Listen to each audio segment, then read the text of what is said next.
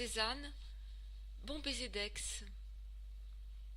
Il existe une petite ville dans le sud de la France où le soleil te poursuit jusque dans les ruelles pour se planter droit dans tes yeux.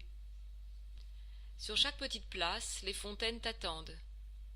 La couleur magique des pierres et du bois t'accompagne dans tes promenades.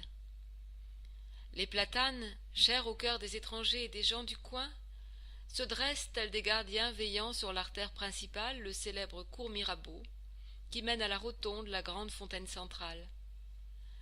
Aix-en-Provence, une ville qui résonne du chant des cigales, qui sent la lavande, qui a la saveur du vin rosé. Une ville pleine de lumière à l'ombre de la légendaire montagne Sainte-Victoire, la ville de Cézanne. Il a eu bien raison, le peintre, de choisir sa ville natale pour dernière résidence, mais surtout d'en faire la matière de son art. C'est là qu'il va trouver la lumière et l'ombre qu'il cherchait ardemment. Là, il va étudier les lieux et le paysage. Il va s'intéresser à l'orientation géographique de son sujet. Il va rechercher l'essence des choses, car, comme il l'a dit lui-même, avec l'âge, on ne recherche que l'essence. Et la recherche de ce qui est pour lui l'essence va le mener au-delà de la lumière et de l'ombre qu'il avait jusqu'alors rapproché des impressionnistes. Cette recherche le guidera jusqu'à la matière, jusqu'à la terre en tant que telle et à sa géométrie. Une terre qu'il lui faut diviser pour la reconstituer.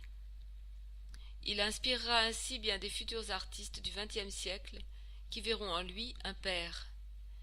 La montagne Sainte-Victoire devient un des sujets principaux de son étude. Il va lui consacrer tant de temps et de couleurs que désormais, pour nous, c'est comme si elle lui appartenait.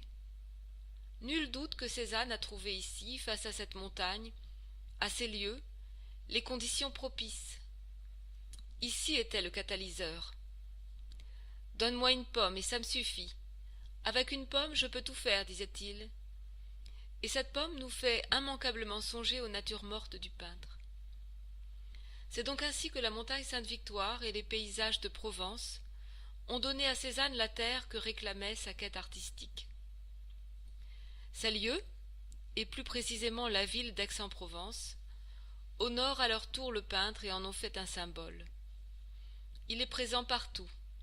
L'université de la ville porte son nom, tout comme le parking central, les bistrots et la pharmacie du quartier. Cézanne s'appelle la salade qu'on commande au célèbre café Les Deux Garçons. Cézanne se nomme le gâteau qu'on déguste dans une pâtisserie de la ville. Dans son atelier, un peu en dehors de la ville, sur la colline des Lauves, où il peignait au cours des 4 dernières années de sa vie, on accueille chaque jour de nombreux visiteurs qui, malgré l'absence de tout tableau du peintre, cherchent à s'imprégner des lieux où travaillait l'artiste. La verrière qui permet à la lumière d'envahir l'atelier, ses objets personnels représentés dans certaines natures mortes, bouteilles, pots, certains de ses outils, son aura. En fin de compte, il semble que l'œuvre de Cézanne nous concerne tous.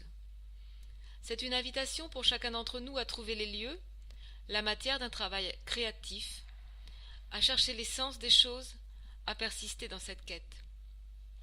Et si le résultat n'est pas immédiat, peut-être pourtant que cette recherche produira un jour un changement profond, comme il en fut pour l'itinéraire artistique de Cézanne, qu'à chacun de nous corresponde une Aix-en-Provence.